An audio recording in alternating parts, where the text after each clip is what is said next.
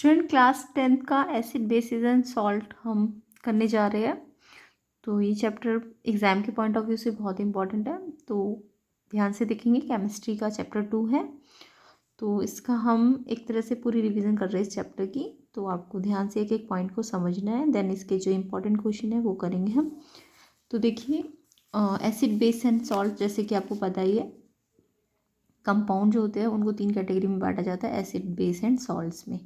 ठीक है, तो एसिड क्या होते हैं और बेस क्या होते हैं और इनको मिला के क्या बनते हैं, सॉल्ट बनते हैं। तो सबसे पहले एसिड क्या होता है, तो एसिड जो कि H+ आयन दे, कोई भी सब्सटेंस जो वाटर में H+ आयन दे उसे हम एसिड कहेंगे, और जो OH- आयन दे वो क्या होते हैं, बेस होते हैं। ठीक है, ये मतलब हम एसिड को ऐसे बोल सकते हैं कि जो H+ आयन दे वो एसिड और जो OH- आयन दे वो बेस। तो अगर हम एसिड की प्रॉपर्टी की बात करें,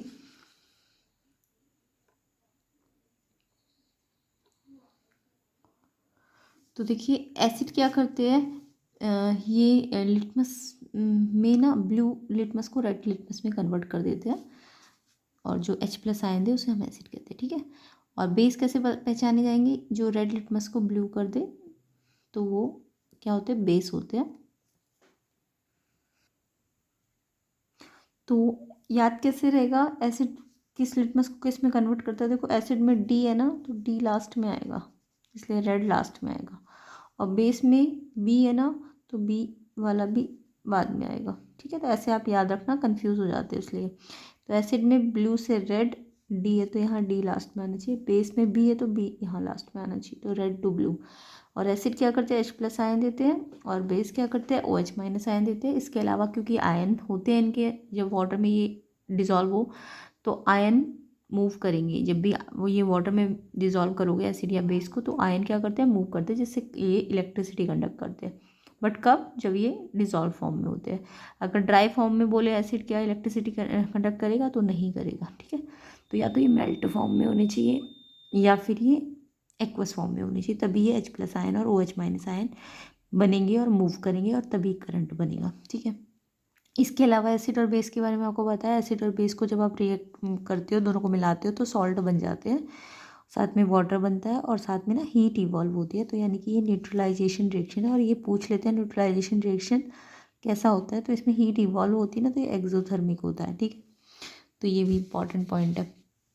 उसके बाद आप एसिड बेस को डिटेक्ट करने के लिए क्या करते हो, इंडिकेटर का यूज़ करते हो। तो इंडिकेटर क्या करते हैं, डिटेक्ट करते हैं एसिड बेस को बाय कलर चेंज। ठीक है, तो indicator are substance which detect acid और बेस बाय चेंजिंग कलर। तो इसमें इंडिकेटर 2 टाइप के होते हैं, एक होते हैं नेचुरल और एक होते हैं आर्टिफिशियल। नेचुरल के अंदर आते हैं लिटमस, टर्मरिक, रेड कैबेज। तो लिटमस तो आपको पता ही है, पर्पल डाई होती है, लाइकेन से बनती है, लाइकेन प्लांट से। टर्मरिक क्या होता है, देखो टर्मरिक आपको पता ही है, येलो कलर की होती है। तो ये जब बेस में लाते हैं ना इसमें, तो ये रेड कलर में चेंज हो जाती है। बट एसिड में ये कोई कलर चेंज नहीं करती। ऐसी रेड कैबेज होती है, ये रेड कलर की होती है एक्चुअल, बट एसिड में ये रेड ही रहती है, यानी कलर चेंज नहीं करती, बट बेस में इसका कलर ग्रीन हो जाता है। आर्टिफिशियल इंडिकेटर की बात करें तो मिथाइल ऑरेंज है, जो ऑरेंज कलर का होता है, बट एसिड में वो रेड कलर का हो जाता है, और बेस में वो येलो कलर का हो जाता है। फिनोफ्थलीन की बात करें तो एसिड में वो कलरलेस होता है, एक्चुअल में भी कलरलेस होता है, एसिड में भी वो चेंज नहीं होता। बेस में वो पिंक कलर का हो जाता है। तो ऐसा क्वेश्चन आता है कि बेस में पिंक कलर का हो गया, बताओ क्या है, तो वो फिनोफ्थलीन है। अगर येलो कलर का हो गया तो क्या हो गया, वो मिथाइल ऑरेंज। अगर रेड कलर का हो गया तो क्या है, वो टर्मरिक। तो ऐसे याद रखना है आपको। उसके बाद नेक्स्ट है, देखो एक तो है कि एसिड बेस का कलर चेंज करके बता रहे, वो तो इंडिकेटर है। बट एसिड बेस को बता तो रहे, बट चेंज स्मेल करके बता रहे हैं, है ना। तो जब भी स्मेल चेंज करके बताते हैं तो उनको हम ऑल फैक्ट्री इंडिकेटर कहते हैं। तो ऑल फैक्ट्री इंडिकेटर भी इंडिकेटर ही है, बट वो कैसे बताएंगे एसिड या बेस का पता, change the by smell, by changing smell. ठीक है, तो इसके अंदर 2 ऑल फैक्ट्री इंडिकेटर होते हैं, एक अनियन और एक वनीला।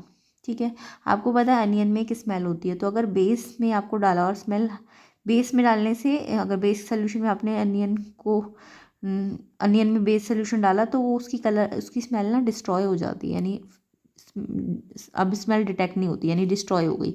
बट एसिड में उसकी स्मेल एज इट इज़ रहती है, यानी एसिड में उसकी स्मेल में कोई चेंज नहीं आएगा, बट बेस में उसकी स्मेल क्या हो जाएगी, डिस्ट्रॉय हो जाएगी। सेम ऐसे ही वनीला के लिए भी होगा।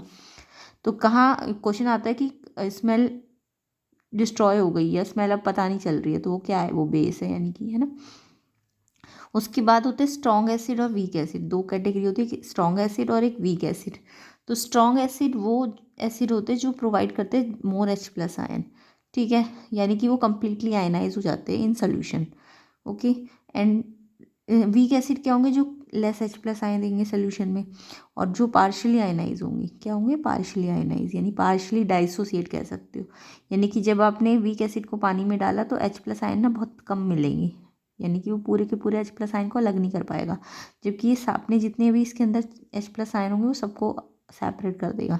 तो स्ट्रॉन्ग एसिड जो ज़्यादा H प्लस आयन को दे और जो कम H प्लस आयन देगा वो वीक एसिड होगा। एसिड का काम H प्लस आयन देना होता है ना, ये कॉमन होता है। एसिड में क्या चीज़ कॉमन है, H प्लस आयन। उसके बाद आपको स्ट्रॉन्ग एसिड्स के नाम याद रखने हैं, HCl यानी हाइड्रोक्लोरिक एसिड, HNO3 क्या होता है, नाइट्रिक एसिड होता है, ये नाइट्रिक एसिड भी पूछ लेते हैं, HNO3। H2SO4 होता है हमारा सल्फ्यूरिक एसिड, तो ये हमारे स्ट्रॉन्ग एसिड होते हैं। और वीक एसिड में आते हैं हमारे CH3COOH, इसे हम एसिटिक एसिड कहते हैं, ठीक है। एक होता है H2CO3, ये हमारा कार्बोनिक एसिड है, ठीक है।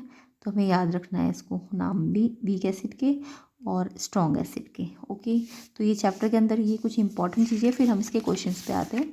तो पहले जल्दी जल्दी हम इसकी जो भी इस चैप्टर के अंदर इम्पॉर्टेंट है वो समझ लेते हैं।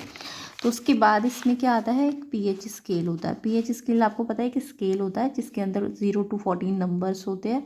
अच्छा, ये स्केल का काम क्या है, H plus ion concentration solution में कितना है, कितना H प्लस आयन है, जितना ज़्यादा H प्लस आयन है उसकी एसिडिक स्ट्रेंथ ज़्यादा है, जितना कम H प्लस आयन है उसकी बेसिक स्ट्रेंथ ज़्यादा होगी, एसिडिक स्ट्रेंथ क्या हो जाएगी, कम हो जाएगी। तो यानी कि ये स्केल बता रहा है कि एसिडिक या बेसिक स्ट्रेंथ सोल्यूशन में कितनी है, या फिर कह सकते हो उसके अंदर हाइड्रोजन आयन का कंसनट्रेशन कितना है। तो आपको पता है 0 to 14 नंबर में 7 नंबर पे जो पीएच स्केल होता है वो 7, जब अगर पीएच स्केल की वैल्यू 7 है ना, तो वो जो सोल्यूशन है वो ना तो एसिडिक है ना बेसिक है, यानी वो न्यूट्रल होगा। बट अगर 7 से लेस हुआ पीएच नंबर,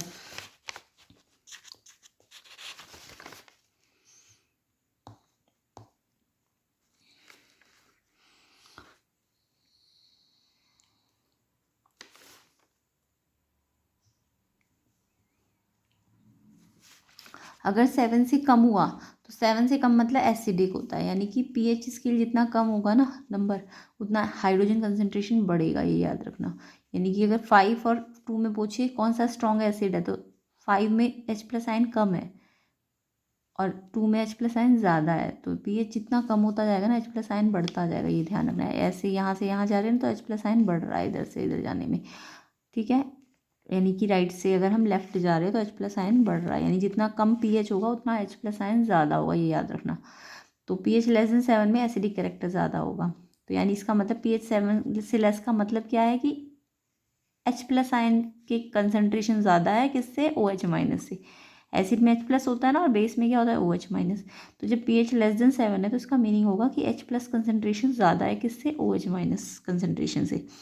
और pH 7 है तो इसका मीनिंग होगा कि जितना H प्लस आयन है उतना ही OH माइनस आयन है, यानी कि न्यूट्रल है, ठीक है। और अगर pH ग्रेटर देन 7 है, यानी कि 8, 9, 10, 11, 14 है, तो जितना ज़्यादा pH होगा उतना बेसिक होगा, यानी कि उसमें OH माइनस आयन कंसनट्रेशन ज़्यादा हो जाएगा और H प्लस आयन कंसनट्रेशन कम हो जाएगा। तो pH ग्रेटर 7 का मतलब ये होगा, 7 का मतलब ये मीनिंग होगी, और लेस देन 7 की ये मीनिंग होगी। तो आगे देखिए पीएच कैसे, H प्लस आयन से तो इन्वर्सली प्रोपोर्शनेट होता है, बट पीएच OH माइनस से डायरेक्टली प्रोपोर्शनेट होता है, यानी कि पीएच जितना ज़्यादा उतना OH माइनस आयन ज़्यादा, जितना पीएच ज़्यादा उतने H प्लस आयन कम, ठीक है। तो यानी पीएच ज़्यादा तो एसिडिक करेक्टर कम हो जाएगा, एसिडिक स्ट्रेंथ कम हो जाएगी, और पीएच कम होगा तो एसिडिक स्ट्रेंथ बढ़ जाएगी, उल्टा होगा ना। लेकिन यहाँ पे पीएच कम है तो OH माइनस कम है, यानी कि बेसिक स्ट्रेंथ कम है, और पीएच ज़्यादा है तो बेसिक स्ट्रेंथ भी क्या होगी, ज़्यादा। तो सामने सामने ये जब सामने सामने होंगे तो जो अगर ये बढ़ेगा तो ये भी बढ़ेगा, बट ये ऊपर नीचे है, यानी इन्वर्सली प्रोपोर्शनेट है H प्लस के साथ पीएच, तो एसिडिक कैरेक्टर पीएच के अकॉर्डिंग घटेगा, पीएच बढ़ेगा तो एसिडिक कैरेक्टर घटेगा। तो अगर मान लो आपके पास 4 सब्सटेंस दिए ABCD और आपको इनके पीएच दिए है 2, 5, 8, 6, तो आपको पूछा है एसिडिक स्ट्रेंथ का असेंडिंग ऑर्डर लगाओ। तो मैंने आपको क्या बताया, एसिडिक स्ट्रेंथ जो होती है यानी H प्लस आयन कंसनट्रेशन को ही हम एसिडिक स्ट्रेंथ कहते हैं, एसिडिक स्ट्रेंथ, या फिर आपको बोल दे H प्लस आयन कंसनट्रेशन, ठीक है। H प्लस आयन कंसनट्रेशन, उसी को हम एसिडिक स्ट्रेंथ कहते हैं। जितना ज़्यादा H प्लस आयन उतना ज़्यादा एसिडिक, ठीक है। तो H प्लस आयन कंसनट्रेशन को अगर अब मुझे असेंडिंग ऑर्डर में लगाना है तो हमें पता होना चाहिए जो pH दिए हुए है, pH H प्लस आयन की इन्वर्सली प्रोपोर्शनल है। तो pH अगर आप इसको असेंडिंग में बनाना चाहते हो ना, तो pH को कैसे लगाओगे आप, डिसेंडिंग में, ठीक है। तो pH को डिसेंडिंग का मतलब पहले 8 आएगा, फिर 6 आएगा, फिर 5 आएगा, फिर 2 आएगा, यानी 8 का मतलब पहले C आएगा, फिर D आएगा, फिर B आएगा, फिर E आएगा। एसिडिक स्ट्रेंथ जब भी पूछे तो pH को आप, एसिडिक स्ट्रेंथ का अगर इंक्रीजिंग ऑर्डर पूछा है तो pH का डिक्रीजिंग ऑर्डर लगाना, क्योंकि ये उल्टा होता है, ये याद रखना। समझ आया? बट इसके साथ ये डायरेक्ट रिलेशन में होता है, तो हम ज़्यादातर इसके साथ पूछते हैं। नेक्स्ट इसमें टॉपिक है सॉल्ट। सॉल्ट आपको पता है एसिड और बेस को मिलाने से बनते हैं। अब कितने टाइप के सॉल्ट होते हैं?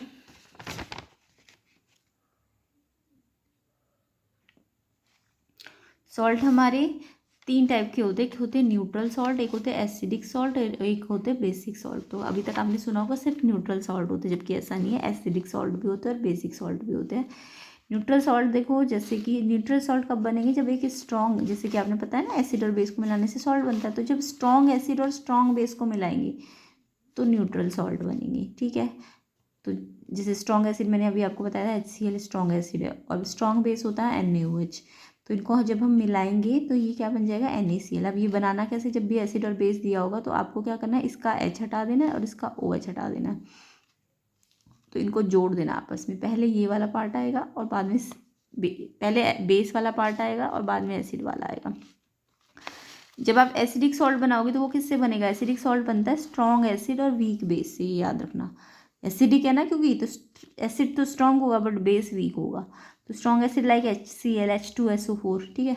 बट वीक बेस में आता है एल्यूमिनियम हाइड्रोक्साइड, ये वीक बेस है, ठीक है। तो यहाँ से मैंने अभी बताया आपको, जब भी इन दोनों को मिला के सॉल्ट बनाना हो तो इससे H हटाओ, यहाँ से OH हटाओ, तो Al और Cl को जोड़ दो, पहले Al आएगा फिर Cl आएगा, तो सॉल्ट बन जाएगा, ठीक है।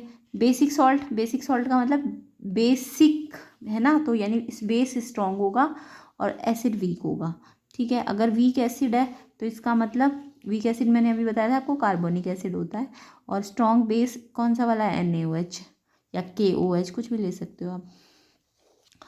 तो अगर मैं NaOH से कर रही हूँ तो मैंने अभी आपको बताया H हटाओ और OH हटाओ, तो ये हम इनको जोड़ देंगे। कैसे जोड़ेंगे, पहले बेस वाला पार्ट बाद में एसिड वाला पार्ट, तो ये हमारा सॉल्ट आ जाएगा। तो सॉल्ट से हम एसिड बेस पता कर सकते, देखो एसिड बेस से हम सॉल्ट पता कर सकते कैसे, H और OH को हटा के। और जब हमें उल्टा दिया हो बाई चांस, मान लो ये सॉल्ट दिए ये दोनों, अब इनसे हमें एसिड बेस पता करने हो तो क्या करेंगे हम, तब हम क्या करेंगे, अभी तो हम H और OH हटा रहे हैं ना, अब हम H और OH लेके आएंगे। तो कैसे लेके आएंगे, देखो अगर मैं H और OH लाती हूँ तो इसको तो इसके पास भेजना, इसको इसके पास भेजना, ठीक है। तो CaOH तो बेस बन जाएगा, OH किसके पास होता है, बेस के पास ही तो होता है। अब इसे इसको आप वैलेंसी को एक्सचेंज कर देना, ये 2 वैलेंसी है, ये 1 है, तो ये 2 यहाँ चला जाएगा और इसका 1 यहाँ आ जाएगा, ठीक है। फॉर्मूला बनाना तो आता ही होगा। और H और SO4 एक साथ आ जाएंगे। ध्यान रखना बेस में OH बाद में आता है, जबकि एसिड में H पहले आता है, एसिटिक को छोड़ के, ठीक है। तो H आएगा, फिर यहाँ SO4 आएगा। अब वैलेंसी कैसे करेंगे, H की वैलेंसी 1, SO4 की 2, तो क्रॉस कर दो, तो ये क्या बन जाएगा, H2SO4, है ना। तो फॉर्मूला बनाना तो सीख रखा होगा आपने। तो यानी कि जब हमें सॉल्ट दिया होगा तो हम एसिड बेस ऐसे पता लगाते हैं, H इसको दो, OH इसको दो, ठीक है। ऐसे यहाँ भी करोगे, सॉल्ट है हमारे पास तो H और OH, यहाँ से जब एसिड बेस पता हो तो HOH हटाते हैं, बट जब सॉल्ट पता हो और एसिड बेस पता करना हो तो क्या करेंगे, H और OH देंगे। HOH लिखा है तो यहाँ OH जाएगा और यहाँ H जाएगा। तो देखो KOH तो बेस आ जाएगा, इसकी वैलेंसी भी 1 होती है, इसकी भी 1, तो KOH ही आएगा फॉर्मूला। H किसके पास जाएगा, NO3 के पास, H की वैलेंसी भी 1, NO3 की भी 1, तो HNO3 आ जाएगा, ठीक है। तो ये हमारा एसिड आ गया और ये हमारा बेस आ गया। अब हम इस सॉल्ट का टाइप भी बता सकते हैं। ये देखो स्ट्रॉन्ग एसिड है, ये स्ट्रॉन्ग एसिड है, और ये कैसा एसिड, ये बेस कैसा है, ये भी स्ट्रॉन्ग है। तो ये जो सॉल्ट आया है हमारा, ये न्यूट्रल सॉल्ट है। कैसा सॉल्ट है, न्यूट्रल सॉल्ट है। जबकि यहाँ पे देखो ये स्ट्रॉन्ग एसिड है, स्ट्रॉन्ग। और कैल्शियम हाइड्रोक्साइड हमारा, कैल्शियम हाइड्रोक्साइड भी स्ट्रॉन्ग बेस ही है, अगर एल्यूमिनियम हाइड्रोक्साइड होता तो ये न्यूट्रल है मान लो। अगर मान लो यहाँ कैल्शियम हाइड्रोक्साइड की जगह एल्यूमिनियम हाइड्रोक्साइड आ जाता तो ये कैसा होता है, एल्यूमिनियम हाइड्रोक्साइड तो वीक बेस होता ना, तो स्ट्रॉन्ग एसिड है तो एसिडिक होता फिर ये। ठीक है, तो ऐसे करके हमें सॉल्ट का नेचर भी पूछ सकते कैसा सॉल्ट है। तो उसके लिए हमें सॉल्ट का नेचर बताने से पहले इसके एसिड और बेस पता करने पड़ेंगे ना। तो कैसे, सॉल्ट से एसिड बेस समझ आ गया, एच और ओ एच दोगे, जबकि एसिड बेस से सॉल्ट पता करना है तो एच और ओ एच हटा देना। आगे इसमें होता है कि एसिड क्या क्या प्रॉपर्टी शो करता है। तो एसिड में क्या क्या प्रॉपर्टी होती है, कोई भी एसिड मेटल के साथ, कोई भी एसिड मेटल कोई भी ले सकते हो आप, Na ले लो, ठीक है। बट ये ध्यान रखना रिएक्टिविटी सीरीज में जो भी मेटल होगी वो H से ऊपर होनी चाहिए, तभी वो HCl से Cl को ले पाएगी, डिस्प्लेस कर पाएगी, ठीक है। और तभी वो H2 गैस भी बनाएगी। कब मेटल कौन सी लेनी है, जो H से रिएक्टिविटी सीरीज में ऊपर हो। तो Na लोगे तो H से H2 गैस बनाएगी और साथ में अपने में Cl ले लेगी, NaCl बन जाएगा, है ना। अगर यहाँ Mg ले लेते तो MgCl2 बन जाता और साथ में H2 गैस बन जाती। बट अगर यहाँ कॉपर लेते तो कॉपर देखो H से रिएक्टिविटी सीरीज में नीचे होता है, तो अगर यहाँ मेटल कॉपर होती ना तो यहाँ कोई रिएक्शन नहीं होता, नो रिएक्शन लिख देते। अगर यहाँ सिल्वर लोगे तो भी नो रिएक्शन, क्योंकि वो H से Cl को क्या नहीं कर पाएगी, डिस्प्लेस नहीं कर पाएगी, क्योंकि वो कम रिएक्टिव गैस है ना, कम रिएक्टिव मेटल है। अब अगर मेटल की जगह मेटल ऑक्साइड ले लिया, मान लो Na2O ले लिया मेटल ऑक्साइड, ठीक है। अब मेटल ऑक्साइड का क्या काम है, मेटल ऑक्साइड का नेचर पूछते हैं, बेसिक होता है। तो आपको पता है ये एसिड और ये बेसिक है। मेटल ऑक्साइड कैसे नेचर के होते हैं, बेसिक नेचर के। कैसे पता लगा, क्योंकि ये ना सॉल्ट बना रही है, यहाँ पे जो भी बन रहा है ना ये सॉल्ट है। तो हम बोलेंगे, ये पूछ लेते हैं कई बार कि मेटल ऑक्साइड का नेचर कैसे पता चलता है कि बेसिक है या कैसा होता है, कैसे पता चल रहा है। तो हम बोलेंगे कि सॉल्ट में अगर एसिड में अगर हमने कोई मेटल ऑक्साइड डाला तो हमें सॉल्ट मिल रहा है, और सॉल्ट तभी मिलता है जब एसिड के साथ कोई बेस मिला हो। तो यानी कि इससे प्रूव होता है कि मेटल ऑक्साइड कैसे होते हैं, बेसिक नेचर के होते हैं, ठीक है। तो एसिड और बेसिक को हमने मिलाया तो सॉल्ट बनेगा। तो देखो सॉल्ट बना लो, Na इसका तो Na आएगा, इसका Cl आएगा, तो NaCl बन जाएगा, है ना। वो डिपेंड करेगा मेटल आपकी Na है, मैग्नीशियम है, कैल्शियम है, कुछ भी हो सकता है। कैल्शियम ऑक्साइड होगा तो यहाँ CaCl2 बन जाएगा। और H, क्योंकि ये ज़्यादा रिएक्टिव है NaH से, तो Cl को डिस्प्लेस भी करेगी और साथ में H2, अब की बार H2 गैस नहीं बनेगी। मेटल होती तो H2 गैस बनती, मेटल ऑक्साइड है तो H2O बनेगा, वाटर बनेगा, ठीक है। अगर सिर्फ मेटल होगी तो H2 गैस बनेगी, मेटल ऑक्साइड होगा तो क्या बनेगा, वाटर, सॉल्ट और वाटर।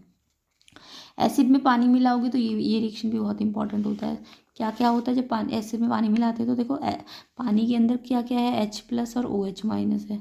ऐसे ही जब ये एक्वस फॉर्म में होगा, ड्राई फॉर्म में नहीं, एक्वस फॉर्म में होगा, तो इसके आयन ब्रेक हो जाएंगे H+ और Cl- में, ठीक है, H+ और Cl- में।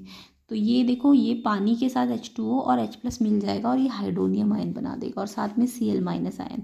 तो ये जब भी HCl और H2O का रिएक्शन आता है क्या क्या बनेगा, तो ये भी बनेगा और ये भी बनेगा, समझ आ गया। H3O+ को हम ऐसे, मतलब HCl में H2O मिला है तो हाइड्रोनियम आयन भी बनेगा, या फिर हाइड्रोनियम आयन को हम ऐसे भी लिख सकते हैं, H2O में हमने क्या मिला दिया, H2O में H+, हाइड्रोनियम आयन को ऐसे भी लिखा जा सकता है। नेक्स्ट है HCl में जब हमने कोई बेस मिलाया, क्या है, बेस है ना, NOH पढ़ा है ना, OH किसके पास होता है, बेस के पास होता है। तो जब हमने एसिड के साथ बेस मिलाया तो ये तो फेमस रिएक्शन है कि बेस का जो मेटल वाला पार्ट है वो H में से Cl को ले जाएगा, क्योंकि मेटल रिएक्टिव है ना, H से ज़्यादा ऊपर है रिएक्टिविटी सीरीज में, ठीक है। ध्यान रखना, Na मैग्नीशियम कैल्शियम होंगे तो Cl हटा देंगे H से, बट अगर कॉपर सिल्वर होगा तो फिर यहाँ लिख देना नो रिएक्शन, क्योंकि फिर वो H में से Cl नहीं ले जा पाएंगे, वो कम रिएक्टिव होते हैं। तो ये बेस का जो Na पार्ट है वो Cl ले जाएगा, NaCl, और साथ में यहाँ पे H और OH क्या बन जाएगा, वाटर बन जाएगा, ठीक है। तो इस रिएक्शन को हमने क्या शुरू में पढ़ लिया था, ये न्यूट्रलाइजेशन रिएक्शन होता है। उसके बाद ये भी बहुत इंपॉर्टेंट रिएक्शन होता है एसिड का, जब हम मेटल कार्बोनेट, मेटल कोई भी हो सकती है, Na हो सकता है मान लो, तो मेटल कार्बोनेट NaCO3 का फॉर्मूला क्या बनेगा, Na2CO3, है ना। तो मेटल कार्बोनेट हो और कोई एसिड हो, तो यहाँ पे CO3 कार्बोनेट है ना, तो यहाँ पे कौन सी गैस बनती है, CO2। ये याद रखना, जब भी कार्बोनेट होगा तो कार्बन डाइऑक्साइड गैस बनेगी, और साथ में Na और Cl सॉल्ट बना देंगे, और H और ओ भी बचा हुआ है ना, तो वो वाटर बना देंगे। ठीक है, तो ये रिएक्शन भी बहुत इंपॉर्टेंट होता है। तो इसमें कौन सी गैस बनती है, CO2। इसमें पूछते हैं कि बताओ क्या होगा, क्या ऑब्जर्वेशन होगा। तो CO2 क्या करेगी, टर्न लाइम वाटर मिल्की, तो उसको वो मिल्की कर देती है ना। जबकि यहाँ पे H2 गैस का पता कैसे चलता है, पॉप साउंड आता है। माचिस when matchstick near by solution it burn with the pop sound, तो इससे पता चलेगा H2 गैस है। और जब इफरविसेंस साउंड आएगा या ब्रिस्क इफरविसेंस बोले या फिर लाइम वाटर मिल्की बोले, तो वो यानी कार्बन डाइऑक्साइड गैस है।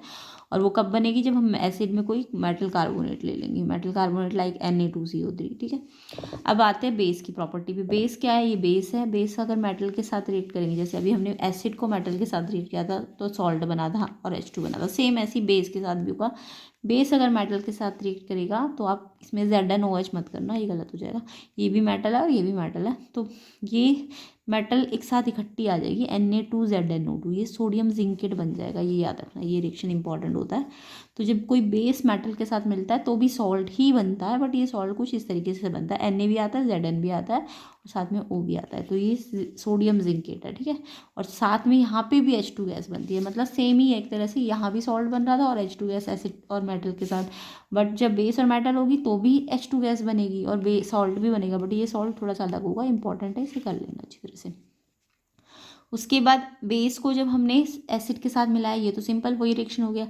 बेस और एसिड क्या बनाते हैं, सॉल्ट बनाते हैं और वाटर बनाते हैं, न्यूट्रलाइजेशन रिएक्शन है ना। उसके बाद कैल्शियम हाइड्रोक्साइड, यानी कैल्शियम हाइड्रोक्साइड क्या होता है, हमारा लाइम। तो लाइम में जब हमने CO2 गैस दी, CO2 क्या होता है, कार्बन डाइऑक्साइड यानी नॉन मेटल ऑक्साइड है। जैसे अभी हमने मेटल ऑक्साइड लिया था, मेटल ऑक्साइड तो कैसा नेचर का होता है, बेसिक है ना। जबकि जो नॉन मेटल ऑक्साइड है, कार्बन क्या है, नॉन मेटल, उसका जो ऑक्साइड है वो कैसा नेचर का होगा, एसिडिक।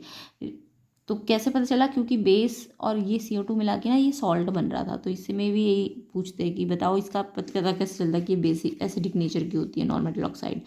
तो जब हमने बेस में नॉन मेटल ऑक्साइड डाला और हमें क्या मिला, सॉल्ट मिला, तो इसका मतलब बेस के साथ ज़रूर एसिड होगा, तभी तो इससे प्रूव होता है कि बेस और एसिड ही तो सॉल्ट बनाते हैं, है ना। तो यानी ये एसिडिक नेचर के होते हैं जो नॉन मेटल ऑक्साइड होते हैं। तो CaOH2 और CO2 क्या बना देंगे, CaCO3, कैल्शियम कार्बोनेट। ठीक है, और साथ में OH2, OH के दो है ना, तो वो वाटर बना देंगे। बाकी बैलेंस आप खुद कर लेना। समझ आ गई, ये रिएक्शंस इंपॉर्टेंट है। तो ये बेस के रिएक्शंस है और ये एसिड के रिएक्शन है, तो आपको ये रिएक्शन यहाँ वाला देंगे और यहाँ का कंप्लीट करने को बोलेंगे, तो अच्छी तरह से करना है। अब आगे इसमें जो इंपॉर्टेंट चीज़ होती है वो आपको ये फॉर्मूले याद करने होते हैं। जैसे लाइम का फॉर्मूला क्या होता है, CaOH2। कैल्शियम कार्बोनेट का फॉर्मूला होता है CaCO3, ये एग शेल में होता है CaCO3। इसको तो लाइम कहते हैं, इसको हम मार्बल भी कह सकते हैं, है ना, कैल्शियम कार्बोनेट। और ये एग शेल में भी होता है। बेकिंग पाउडर जो होता है CaHCO3, नहीं Na, बेकिंग है ना, NaHCO3, sodium by carbonate, sodium by carbonate baking powder होता है। ठीक है, अमोनियम हाइड्रोक्साइड NH4OH, NH4 की वैलेंसी भी 1, OH की भी 1, तो एक क्रॉस करोगे तो NH4OH। हाइड्रोक्लोरिक एसिड तो सबको पता है। ब्लू विट्रॉयल किसे कहते हैं, कॉपर सल्फेट को कहते हैं। Washing soda sodium carbonate decahydrate को कहते हैं, ये इसका केमिकल नेम है। तो इनके केमिकल नेम भी पूछते हैं और कॉमन नेम भी पूछ सकते हैं। ये देंगे तो कॉमन नेम, ये देंगे तो ये वाला नेम। विट्रॉयल समझ आ गया। उसके बाद जिप्सम भी याद करो, कैल्शियम सल्फेट को कहते हैं। और इसके अंदर कितने वाटर मॉलिक्यूल्स होते हैं जिप्सम में, 2। अगर यहीं पे इसको हम हीट कर दे जिप्सम को, तो उससे ना 1.5 मॉलिक्यूल हट जाते हैं वाटर के और हाफ मॉलिक्यूल बचते हैं। तो जब सिर्फ हाफ मॉलिक्यूल बचेंगे कैल्शियम सल्फेट के साथ, तो वो प्लास्टर ऑफ पेरिस है। तो प्लास्टर ऑफ पेरिस में याद रखना हाफ वाटर मॉलिक्यूल होते हैं या हाफ वाटर ऑफ क्रिस्टलाइजेशन होता है, जबकि जिप्सम में कितने वाटर ऑफ क्रिस्टलाइजेशन होते हैं, 2। और वॉशिंग सोडा में कितने क्रिस्टलाइजेशन होते हैं, 10। ठीक है, और कॉपर सल्फेट में अगर क्रिस्टलाइजेशन वाटर ऑफ क्रिस्टलाइजेशन पूछ ले तो वो 5 होते हैं और आयरन सल्फेट में 7 होते हैं। ठीक है, तो ऐसे करके किसी किसी क्वेश्चन में वाटर ऑफ क्रिस्टलाइजेशन भी पूछ सकते हैं, जिसके कारण क्रिस्टल को शेप मिलती है और कलर मिलता है। ठीक है, वाटर ऑफ क्रिस्टलाइजेशन हाइड्रेटेड करता है सॉल्ट को। अगर हम उसके वाटर ऑफ क्रिस्टलाइजेशन को हीट से हटा देंगे तो वो एनहाइड्रस फॉर्म आ जाएगी। तो ये क्वेश्चंस हो गए हमारे अब हम इसके थोड़े से इंपॉर्टेंट क्वेश्चन पे आ जाते हैं, तो देखते हैं कैसे कैसे क्वेश्चन बनते हैं इस चैप्टर में से। What happens when a solution of an acid is mixed with a solution of base in a test tube. तो सोचो कि एक जब आपने सॉल्यूशन ऑफ एन एसिड को मिक्स किया होगा बेस के साथ, तो यस ये तो न्यूट्रलाइजेशन रिएक्शन है, अभी हमने पढ़ा है। तो जब भी एसिड को बेस से रिएक्ट करते हैं तो क्या होता है, न्यूट्रलाइजेशन रिएक्शन होता है। अभी मैंने आपको न्यूट्रलाइजेशन रिएक्शन में बताया था, अगर आपने ध्यान से वीडियो को देखा, नहीं देखा तो एक बार रिवाइंड करके फिर से देख लेना। जब भी एसिड और बेस मिलेंगे तो सॉल्ट बनेगा, वाटर बनेगा और हीट बनेगी। तो इन्होंने पूछा टेम्परेचर ऑफ सोल्यूशन इंक्रीज होगा कि डिक्रीज होगा, कि टेम्परेचर सेम रहेगा कि सॉल्ट बनेगा। तो देखो जब भी एसिड और बेस मिलेगा तो सॉल्ट तो पक्का बनेगा। उसके अलावा मैंने बताया था हीट भी बनती है, तो हीट बनती है यानी टेम्परेचर बढ़ेगा, घटेगा तो नहीं। तो ये यानी कि 1 भी ठीक है और 4th भी ठीक है। तो इसका 1 और 4 देखिए कौन सा है, डी ऑप्शन है। तो डी ऑप्शन आपका आंसर है। तो आप इसे ऐसे एक्सप्लेन भी कर सकते हो, वैसे एक्सप्लेन करने को नहीं आता, बट अगर ये सब्जेक्टिव में आए तो ऐसे एक्सप्लेन करना है। एसिड मिक्स किया बेस से तो न्यूट्रलाइजेशन रिएक्शन होता है, ये एक्सोथर्मिक होता है जिसके कारण सॉल्ट बनता है और हीट बनती है। Aqueous solution turn red litmus solution blue, excess addition of which of the following solution would reverse the change. अभी मैंने आपको बताया रेड से ब्लू हो रहा है, तो यानी कि वो ब्लू ब्लू बी आया ना लास्ट में, तो यानी कि बेस है। तो रेड से ब्लू का मतलब बेस है ये। और अगर मुझे इसमें क्या मिलाना चाहिए कि चेंज रिवर्स हो जाए, यानी कि बेस से एसिड बन जाए। रिवर्स करना है ना चेंज को, तो एसिड बनाना है हमने। तो एसिड बनाने के लिए हमें एक्सेस एसिड डालना पड़ेगा, है ना। एसिड एडिशन किसका करना पड़ेगा, क्योंकि अभी तो हमारे पास बेस है और हमें एक्सेस क्या मिला है कि रिवर्स हो जाए। तो एसिड बनाने के लिए हमें एसिड मिलाना पड़ेगा बेस में ताकि वो न्यूट्रलाइज हो जाए। तो इसमें से सोचो कौन सा एसिड है, बेकिंग पाउडर। बेकिंग पाउडर का फॉर्मूला भी मैंने आपको बताया था। बेकिंग पाउडर क्या होता है, NaHCO3। ये तो बेस होता है ना, बेकिंग पाउडर तो क्या है, एक बेस है कि सॉल्ट है, ये सॉल्ट है, Na और CO3 से बना है ना, ये एक सॉल्ट है। तो ये तो सॉल्ट है, ये तो हमें तो एसिड मिलाना है ना, सॉल्ट थोड़ी ना मिलाना है। लाइम, लाइम देखो लाइम क्या होता है, लाइम अभी बताया था कैल्शियम हाइड्रोक्साइड है। और ये भी एक सॉल्ट, ये क्या है, एक बेस है। लाइम क्या होता है, एक बेस होता है। और हाइड्रोक्साइड है तो ये बेस है, जबकि ये क्या है, एक सॉल्ट है ना। नहीं, बेकिंग पाउडर बेसिक नेचर का होता है। बेकिंग पाउडर हमारा कैसा नेचर का होता है, बेसिक नेचर का होता है।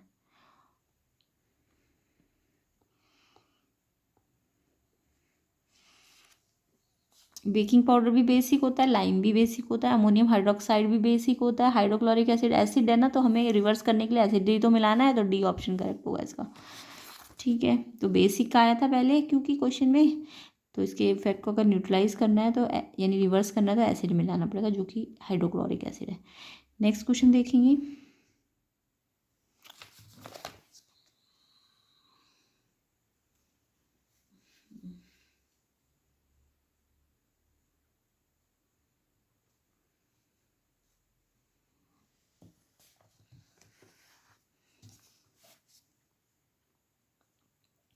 इसके बाद ये सारे क्वेश्चन हम जो NCERT एग्जाम्पलर है उसमें से कर रहे हैं, और कुछ क्वेश्चन थोड़े से एक्स्ट्रा भी करेंगे। तो ये सारे ही जो एग्ज़ाम के पॉइंट ऑफ व्यू से है बहुत इंपॉर्टेंट क्वेश्चन है, तो आपको अच्छी तरह से कर लेने। ठीक है, इसके बाद हमारा थर्ड क्वेश्चन बनता है, during the preparation of hydrogen chloride gas on a humid day the gas is usually pass through the guard tube containing calcium chloride, the role of calcium chloride taken in the guard tube is to. तो जब हम hydrogen chloride gas बनाते हैं अगर humid day में, humid मतलब जब बारिश का टाइम होता है, तो उस टाइम पे gas usually pass through the guard tube containing calcium chloride. Calcium chloride डाली जाती है। तो कैल्शियम क्लोराइड क्या काम करता है, वो इवॉल्व्ड गैस को एब्जॉर्ब करेगा, गैस को एब्जॉर्ब करेगा कि गैस को मॉइस्ट करेगा, या फिर मॉइस्चर को एब्जॉर्ब करेगा गैस में से, या फिर क्लोरीन आयन को एब्जॉर्ब कर लेगा, और इवॉल्व गैस में से, इवॉल्व गैस जो एसिड गैस निकल रही है उसमें से क्लोरीन आयन को एब्जॉर्ब करेगा। तो देखो कैल्शियम क्लोराइड ना एक डिहाइड्रेटिंग एजेंट है, ये याद रखना। तो वो मॉइस्चर को एब्जॉर्ब करता है गैस में से, वो क्या करेगा, मॉइस्चर एब्जॉर्ब करेगा। सी ऑप्शन इसका करेक्ट है।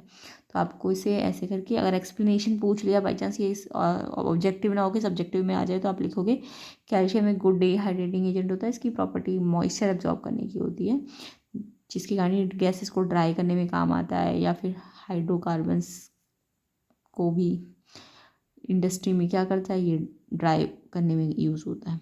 तो ये एक डिहाइड्रेटिंग एजेंट है, इसमें से वाटर हटाता है। बाकी ये सॉल्ट कौन सा है जिसमें वाटर क्रिस्टलाइजेशन नहीं है, तो मैंने अभी आपको फॉर्मूले सारे बताए। ब्लू विट्रॉयल कॉपर सल्फेट को कहते हैं, बेकिंग सोडा NaHCO3 को कहते हैं, washing soda Na2CO3 10H2O, gypsum CuSO4 CaSO4, calcium sulphate 2H2O। तो इसमें पूछा कौन सा है जिसके अंदर वाटर क्रिस्टलाइजेशन नहीं है, तो देखो जिप्सम में तो है, वॉशिंग सोडा में भी है, और ब्लू विट्रॉयल में भी होता है कॉपर सल्फेट, साथ में 5H2O होते हैं, ठीक है, ब्लू विट्रॉयल में। तभी तो ब्लू कलर का क्रिस्टल फॉर्म है ना, अगर वाटर नहीं होता तो वो वाइट पाउडर बन जाता, तो उसमें क्रिस्टल है, क्रिस्टल है ना, ब्लू कलर है ना उसका। ब्लू कलर किस कारण से है उसका, क्योंकि उसके अंदर 5H2O है। तो यहाँ पे ब्लू विट्रॉयल लिखा है ना, तो आप 5H2O भी डाल देना, क्योंकि वो अगर ब्लू कलर का है तो यानी वो क्रिस्टल फॉर्म में होगा, और क्रिस्टल फॉर्म में है तो यानी उसके अंदर वाटर ऑफ मॉलिक्यूल होने चाहिए।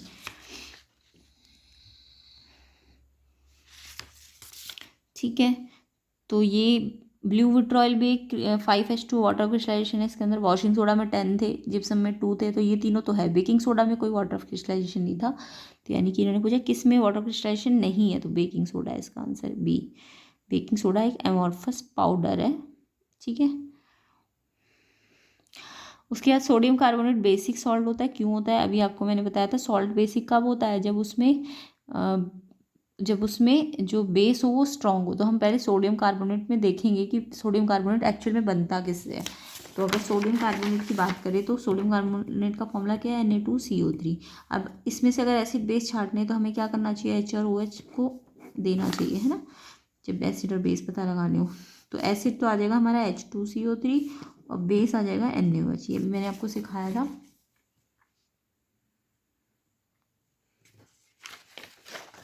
ये सिखाया था ना।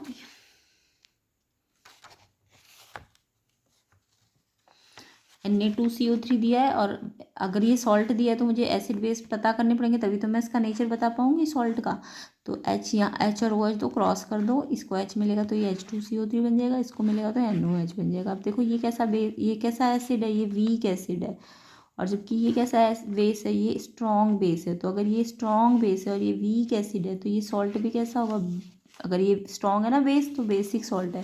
तो क्वेश्चन में यही तो कहा है कि अगर ये बेसिक सॉल्ट है तो इसका बेसिक सॉल्ट का मतलब इसका ये स्ट्रॉन्ग होना चाहिए था ना बेस। तो बेसिक सॉल्ट कब होता है, जब बेस स्ट्रॉन्ग हो। तो बेस स्ट्रॉन्ग वाला ये है ना, वीक एसिड और स्ट्रॉन्ग बेस हो, तो डी ऑप्शन है इसका करेक्ट। तो salt form by weak acid and strong base ही कैसा होता है, स्ट्रॉन्ग सॉल्ट होता है। तो सोडियम यहाँ पे स्ट्रॉन्ग बेस है और कार्बोनेट वीक एसिड है। Calcium phosphate present in tooth enamel, इसका नेचर, कैल्शियम फॉस्फेट कैसा नेचर का होता है, बेसिक नेचर का होता है ये, ठीक है। फॉस्फेट आयन जो होते हैं वो स्ट्रॉन्ग बेस होते हैं और इससे वो स्ट्रॉन्ग सॉल्ट बनाते हैं, ठीक है। Sample of soil is mixed with water and allowed to settle, a clear supernatant solution turn the pH paper yellowish orange, which of the following would change the colour of this pH paper to greenish blue. तो आपको पता है कि pH में colour change होते हैं, है ना। pH जब pH को में हम यूनिवर्सल मिक्स डाई करते हैं, अलग अलग डाई करते हैं, तो वो कलर चेंज दिखाता है। तो अगर येलोइश ग्रीन pH था, तो अगर उसे मुझे ग्रीनिश ब्लू बनाना है, येलो से ग्रीन पे जाना है, तो इट मीन्स हमें कोई ना कोई बेस मिलाना पड़ेगा। देखो येलोइश ऑरेंज का मतलब वो एसिड है ज़रूर, येलोइश ऑरेंज pH का मतलब एसिडिक नेचर है उस सैंपल का। तो अगर उसे मुझे ग्रीनिश ब्लू में बनाना है तो हमें उसको क्या करना पड़ेगा, बेस में ले जाना पड़ेगा। और तो एसिड को बेस में ले जाने के लिए हमें क्या करना चाहिए, कोई बेस मिला, एसिड को न्यूट्रलाइज करने के लिए हमें क्या करना चाहिए, एंटासिड मिलाना चाहिए। तो इन्होंने यही तो बोला कि पहले येलोइश ऑरेंज था, यानी इसका मतलब ये वो एसिडिक था। अब उसे ग्रीनिश में लाना है, यानी बेसिक में लाना है। ग्रीनिश का मतलब ग्रीन कलर का वाटर होता है, ठीक है, और ग्रीनिश से ब्लू पे जाना है, तो यानी वाटर से आगे जाना है हमको। तो इससे यानी कि इस एसिड को हमें न्यूट्रलाइज करना पड़ेगा, और न्यूट्रलाइज के लिए हमें एंटासिड की यूज़ करते हैं। तो डी ऑप्शन इसका करेक्ट होगा। बाकी ये बहुत इंपॉर्टेंट क्वेश्चन होता है कि ये कौन सा increasing order of acidic strength है। तो मैंने अभी pH स्केल के बारे में आपको बताया है। एसिडिक स्ट्रेंथ मतलब H+ कंसनट्रेशन को कहते हैं, ठीक है। तो अभी आपको बताया था कि H+ कंसनट्रेशन जितना जितना ज़्यादा होगा उतना एसिडिक स्ट्रेंथ ज़्यादा होगी। और H+ कंसनट्रेशन कब ज़्यादा होता है, जब pH कम होता है, pH से इन्वर्स रिलेटेड होता है ना।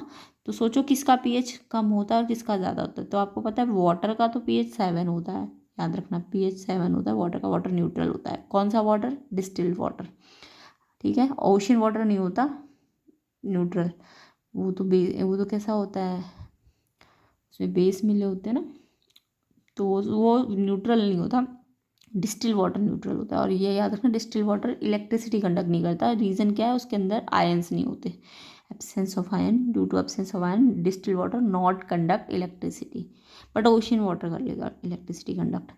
तो डिस्टिल वाटर का pH 7 है, तो मैं इसे डिस्टिल वाटर मान के चल रही हूँ, तो pH 7 है। एसिटिक एसिड सबसे वीक एसिड होता है, एसिटिक एसिड, इसका pH 4 के आसपास होता है। और हाइड्रोक्लोरिक एसिड सबसे स्ट्रॉन्ग एसिड होता है, उसका pH 1 होता है। तो सोचो इसमें से एसिडिक स्ट्रेंथ को इंक्रीज बोलो है, इंक्रीज का मतलब पहले सबसे कम एसिड, फिर सबसे लास्ट में सबसे ज़्यादा एसिडिक। तो यानी कि pH आपको पता चल गया ना, वाटर का 7 होता है, उसके बाद एसिटिक एसिड का तो 4 होता है,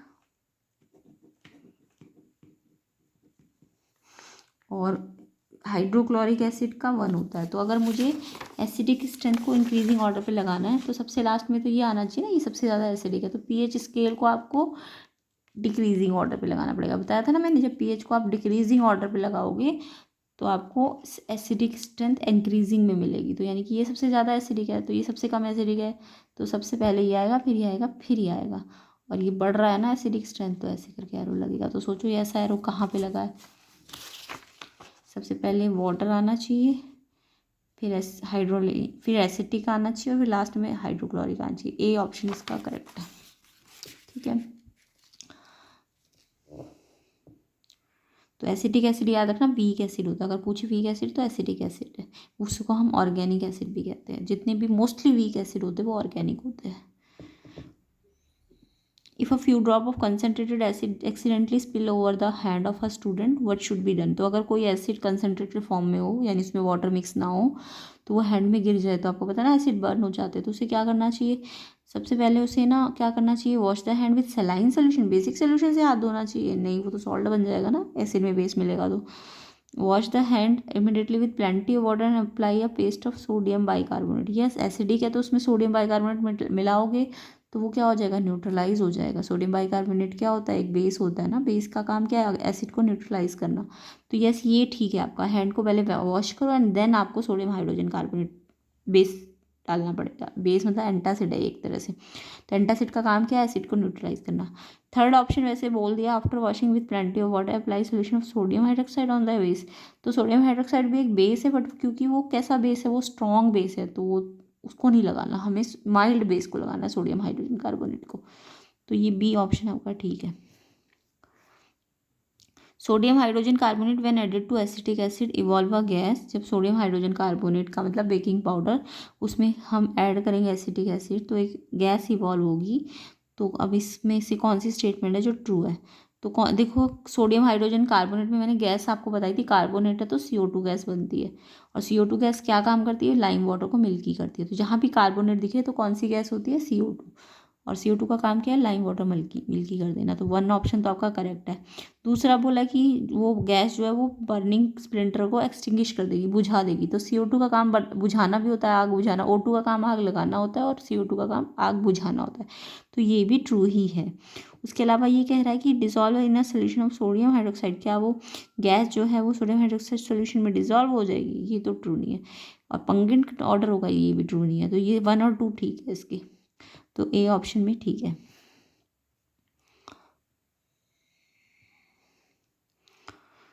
common salt beside being use in the kitchen can also भी use as a raw material for making. Common salt किस काम आता है, वॉशिंग सोडा बनाने में, यस। ब्लीचिंग पाउडर भी बनाता है, बेकिंग सोडा भी बनाता है, स्लेक्ड लाइम नहीं, एक मिनट, कॉमन सॉल्ट किचन के अलावा रॉ मटेरियल, अच्छा रॉ मटेरियल में कहाँ कहाँ यूज़ होता है, वैसे तो ये सारी चीज़ें बना सकता है common salt, but raw material में कहाँ कहाँ यूज़ होता है, यस वॉशिंग सोडा में कॉमन सॉल्ट का यूज़ करते हैं। वॉशिंग सोडा की प्रिपरेशन स्टेप में देखना कॉमन सॉल्ट का यूज़ हो रहा है, और ब्लीचिंग पाउडर में भी हो रहा है। बेकिंग सोडा और स्लेट लाइम में नहीं हो रहा है, ये NaOH से बनता है बेकिंग सोडा और स्लेट लाइम, तो शायद स्लेट लाइम तो हमारा कैल्शियम हाइड्रोक्साइड होता है ना, कैल्शियम ऑक्साइड। तो थर्ड और फोर्थ में नहीं हो रहा, 1 और 2 में कॉमन सॉल्ट का यूज़ होता है, तो इसका ए ऑप्शन करेक्ट है। One of the constituent of baking powder is sodium hydrogen carbonate. Sodium hydrogen carbonate से बेकिंग पाउडर बनता है। तो दूसरा क्या चीज़ है, तो दूसरा चीज़ है देखो सोडियम हाइड्रोजन कार्बोनेट आपका बेकिंग सोडा होता है, ये याद रखना। बेकिंग सोडा क्या होता है? Sodium hydrogen carbonate. तो उससे अगर बेकिंग पाउडर बनाना है ना तो आपको टार्टरिक एसिड भी मिलाना पड़ेगा। तो टार्टरिक एसिड इसका इम्पोर्टेंट मतलब वो है।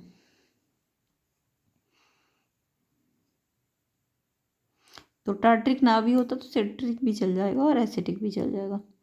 टू प्रोटेक्ट टूथ के we are advise to brush our teeth regularly. The nature of toothpaste commonly use is, देखो हम जब खाना खाते हैं तो खाना एसिडिक नेचर का होता है, तो हमें उसके लिए उसको न्यूट्रलाइज करने के लिए बेस मिलाना होता है। तो टूथपेस्ट का नेचर कैसा होता है? बेसिक होता है, तभी वो हमारे जो खाना उस एसिडिक को क्या करता है? न्यूट्रलाइज करता है। तो टूथपेस्ट का नेचर कैसा होता है? बेसिक, क्योंकि teeth will be acidic in nature because of bacterial activity. To neutralise the acid toothpaste कैसा होना चाहिए? न्यूट्रल होना चाहिए।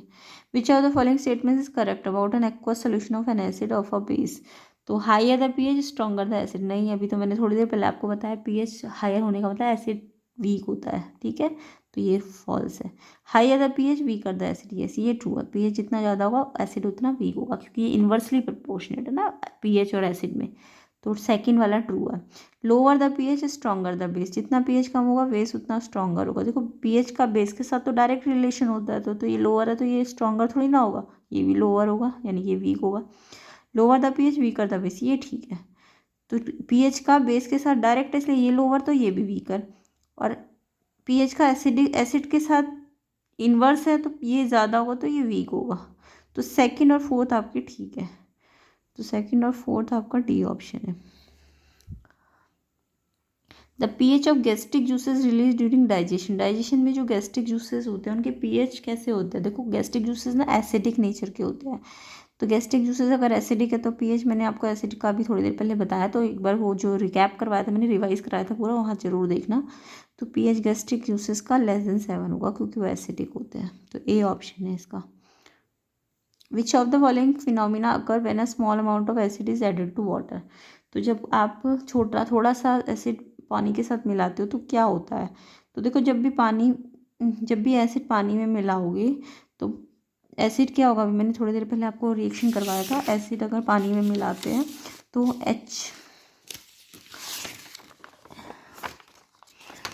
एसिड और पानी में मिलाओगे तो क्या बनेगा? हाइड्रोनियम आयन और Cl माइनस, यानी आयनाइजेशन भी होगा, आयंस बनेंगे। आयंस बने ना, ये प्लस माइनस क्या होते हैं? आयंस होते हैं। तो आयंस भी बनेंगे और साथ में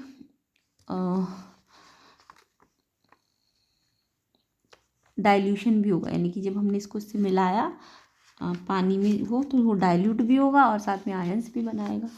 तो न्यूट्रलाइजेशन तो नहीं होगा यहाँ पे, तो आयनाइजेशन होगा और डाइल्यूशन होगा। तो इसका आंसर है 1 और 3, यानी कि 1 और 3 है हमारा बी ऑप्शन। तो जब भी स्मॉल अमाउंट में एसिड डालोगे वाटर के साथ तो आयनाइजेशन यानी आयंस बनेंगे और डाइल्यूशन होगा, अगर स्मॉल अमाउंट में डाला acid. Which one of the following can be use as acid base indicator is a visually impaired student? अगर कोई विजुअली इम्पेयर्ड स्टूडेंट है तो उसको एसिड बेस इंडिकेटर के लिए क्या यूज़ करना चाहिए? वनीला एसेंस, क्योंकि वो देख तो सकता नहीं, कलर चेंज होते हुए तो देख नहीं पाएगा, तो वो तो स्मेल से पता करेगा ना। तो यानी कि वो ऑल्फैक्टरी इंडिकेटर का यूज़ कर सकता है, जो विजुअली होता है, जो देख नहीं पाता। तो विजुअली इम्पेयर्ड के लिए कलर चेंज से तो वो देखेगा नहीं, तो उसको कैसे पता चलेगा कोई भी चीज़ एसिड है या बेस है? तो उसको ऑल्फैक्टरी इंडिकेटर का यूज़ करना पड़ेगा। तो इसमें से ऑल्फैक्टरी इंडिकेटर वनीला है ना, सी ऑप्शन करेक्ट होगा इसका। वनीला जो है ऑल्फैक्टरी होता है, क्योंकि ये तो इसलिए विजुअली लोगों को स्मेल चेंज करके पता चल जाएगा। विच of the following substance will not give carbon dioxide on treatment with dilute acid?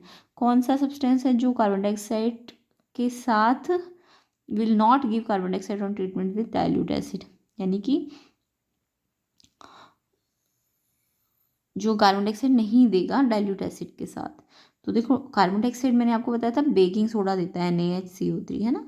Dilute acid के साथ कार्बन डाइऑक्साइड कौन बनाता है? जब हमने एसिड की केमिकल रिएक्शन किए हैं तो एसिड के केमिकल रिएक्शन में हमने पढ़ा था ना, एसिड के साथ मेटल कार्बोनेट या Na2CO3 सॉल्ट और CO2 गैस बनाएंगे। तो CO2 कौन नहीं बनाएगा? बनाएगा कौन? Metal carbonate. तो मेटल कार्बोनेट तो यहाँ पे कौन सा है? Na2CO3 या NaHCO3 भी बोल सकते हो। तो बेकिंग सोडा NaHCO3 होता है। कैल्शियम कार्बोनेट भी बनाएगा। लाइमस्टोन क्या होता है? Calcium carbonate. लाइमस्टोन क्या होता है? Calcium carbonate. तो ये भी कार्बोनेट है, तो कार्बन डाइऑक्साइड गैस बनेगी। मार्बल भी यही होता है, कैल्शियम कार्बोनेट। मार्बल, लाइमस्टोन, ये क्या होते हैं, कैल्शियम कार्बोनेट होते हैं। तो ये तीनों तो कार्बोनेट है, तो ये कार्बन डाइऑक्साइड गैस देंगे। लाइम जो होता है, लाइम मैंने सबसे पहले आपको बताया था, लाइम क्या होता है, CaOH2। तो ये इसके अंदर देखो कार्बन डाइऑक्साइड नहीं है, तो ये हमारा कार्बन डाइऑक्साइड गैस नहीं देगा। बाकी सारे मार्बल है, लाइमस्टोन है, ये दोनों तो कैल्शियम कार्बोनेट होते हैं, और एग शेल भी कैल्शियम कार्बोनेट होती है। बेकिंग सोडा NaHCO3 होता है, वो भी उसके पास भी CO3, जिसके पास CO3 है वो कार्बन डाइऑक्साइड गैस देंगे। लाइम के पास CO3 नहीं है, तो ये कार्बन डाइऑक्साइड गैस नहीं देगा। तो आपको यही तो पूछा कौन सा कार्बन डाइऑक्साइड गैस नहीं देगा, तो इनके सिंबल पहले आपको याद होने चाहिए, इनके जो केमिकल नेम है, फिर आपको पता चल जाएगा कि जिसके पास कार्बोनेट होगा वो तो देगा कार्बन डाइऑक्साइड, जिसके पास नहीं होगा तो इसके पास नहीं है, लाइम के पास, तो इसका आंसर लाइम है।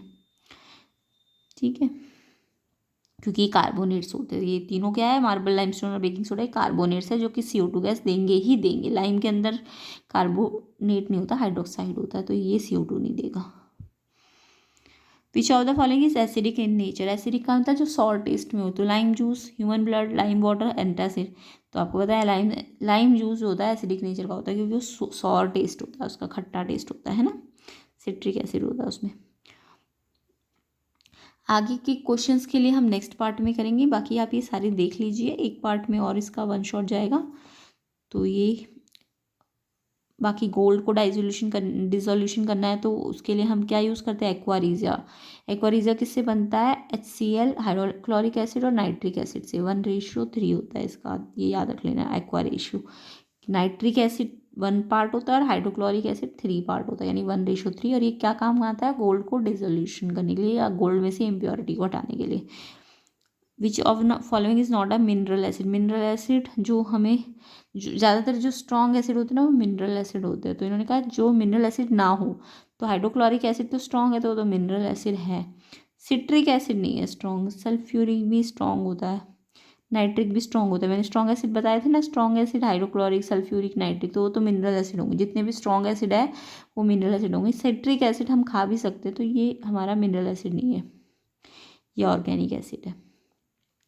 Which among the following is not a base, NaOH, OH है, इसके पास OH है, इसके पास OH है, इसके पास भी OH है, लेकिन देखो C2H5OH ना अल्कोहल होता है। इथनॉल, इथनॉल जो होता है ना, OH होते हुए भी ये पानी में OH माइनस आयन नहीं देता, ये याद रखना। OH माइनस आयन जो पानी में देगा वो ही तो बेस होगा, ये सारे देंगे ABC, बट जो C2H5OH है ना, वो इथेनॉल जो है वो पानी में OH माइनस आयन नहीं देगा, तो हम बोलेंगे ये C2H अल्कोहल है, ये बेस नहीं है, ये क्या है, अल्कोहल है, क्योंकि OH माइनस आयन नहीं देता। बाकी ये क्वेश्चंस आप देखिए और खुद ट्राई कीजिए इन सबको। बेकिंग सोडा क्या एंटासिड है, वॉशिंग सोडा क्या करता है, वॉशिंग सोडा हमें क्या देता है, ब्लीचिंग पाउडर तो H2 और Cl2 देता है। वॉशिंग सोडा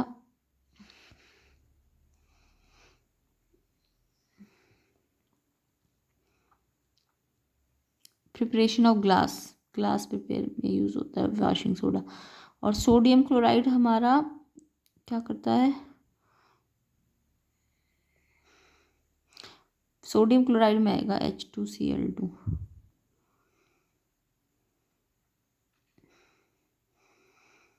एक का थर्ड है। ब्लीचिंग पाउडर में डीकलराइजेशन, यस, ब्लीचिंग पाउडर क्या करती है, कलर चेंज, मतलब कलर वाइट कलर कर देती है ना ब्लीचिंग पाउडर, तो डीकलराइजेशन है इसका।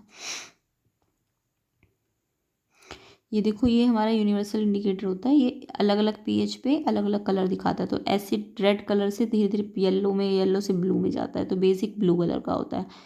तो इन्होंने पूछा है कि pH पेपर पे चेक करो, कलर मिला किसका, इक्वल वॉल्यूम ऑफ HCl और सोडियम हाइड्रोक्साइड, हमने इक्वल इक्वल डाले, तो देखो जितना एसिड डाला उतना ही बेस डाला, तो जब H+ और OH माइनस सेम होते हैं, तो सेम होते हैं, इक्वल होते हैं, तो मैंने आपको बोला है ना कि ये न्यूट्रल आता है, तो न्यूट्रल का मतलब 7 आएगा, तो 7 का मतलब येलो से किधर जा रहा है, ग्रीन की तरफ, येलोइश ग्रीन है। 7 पे कैसा कलर आ रहा है, येलोइश ग्रीन। तो जब भी एसिड जितना हो उतना ही बेस हो, यानी H+ आयन जितने होंगे उतना ही OH माइनस आयन होगा, कंसनट्रेशन होगा, तो वो कितना pH होता है, 7। तो 7 मतलब येलोइश ग्रीन।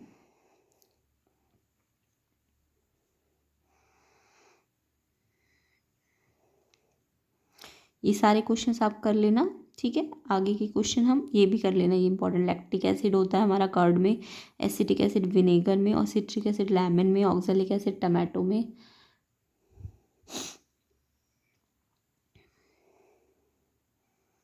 इनके केमिकल नेम याद करने, ये मैचिंग गलत कर रखी है, आपको सही मैचिंग करनी है, ये सही मैचिंग।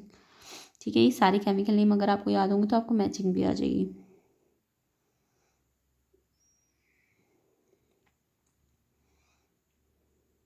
नाइट्रिक एसिड अगर आप एग शेल में डालोगे, एग शेल क्या होती है, कैल्शियम कार्बोनेट, अगर इसमें आप नाइट्रिक एसिड मिलाओगे तो देखो नाइट्रिक एसिड एग शेल में डालोगे तो एग शेल कैसी होती है, कैल्शियम कार्बोनेट की। कैल्शियम कार्बोनेट जब नाइट्रिक एसिड के साथ रिएक्ट करता है तो कैल्शियम नाइट्रेट बना देगा।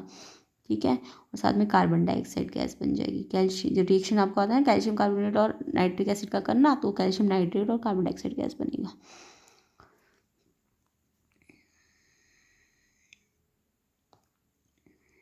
बेकिंग पाउडर और वॉशिंग सोडा में क्या डिफरेंस है? बेकिंग पाउडर को जब हम हीट करते हैं तो CO2 बनती है, ठीक है, और वो गैस इवॉल्व हो जाती है और वो लाइम वाटर को मिल्की कर देगी। वॉशिंग सोडा में ये रिएक्शन नहीं होगा। तो इससे पता चल जाएगा कि अगर अगर मैंने इसको हीट किया बेकिंग पाउडर को और इसको भी हीट किया, तो अगर CO2 गैस बन रही है और वाटर मिल्की हो रहा है, तो यानी वो क्या है, बेकिंग पाउडर है, ना कि वॉशिंग सोडा। और अगर नहीं हो रहा है ऐसा तो वॉशिंग सोडा होगा। ये ब्लीचिंग पाउडर बनाने का प्रिपरेशन है, तो उसको आपको याद करना है। ये देखो आपको सॉल्ट बना के दे दिया और आपको इसमें से बेस और एसिड बनाने हैं, तो ये मैंने सिखा दिया आपको, आप खुद ट्राई करना और इसका कमेंट बॉक्स में आंसर बताना।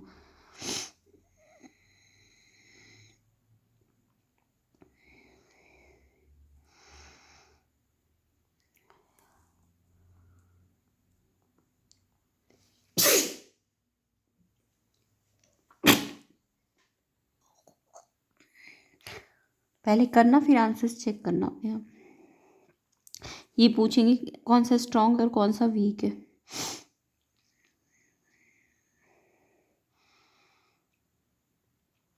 ये एक्टिविटी पूछ सकते हैं।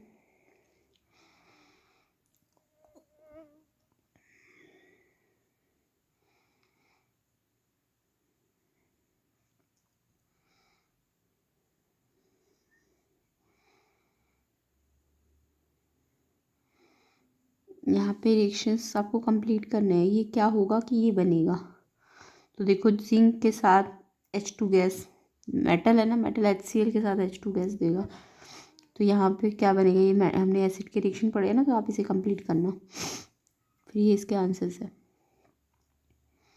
तो इस तरीके से ये हमारा ख़त्म होता है exercise acid base and salt का। तो आपको इसे अच्छी तरह से करना है रिवाइज, ठीक है। बाकी वीडियो को शेयर कर देना, चैनल को सब्सक्राइब कर देना, एंड नेक्स्ट पार्ट में हम इसका दूसरा चैप्टर लेंगे, मेटल एंड नॉन मेटल। तो इसको अच्छी तरह से रिवाइज कीजिए आप, ताकि आपके CBSE एग्ज़ाम में अच्छे मार्क्स आ जाए।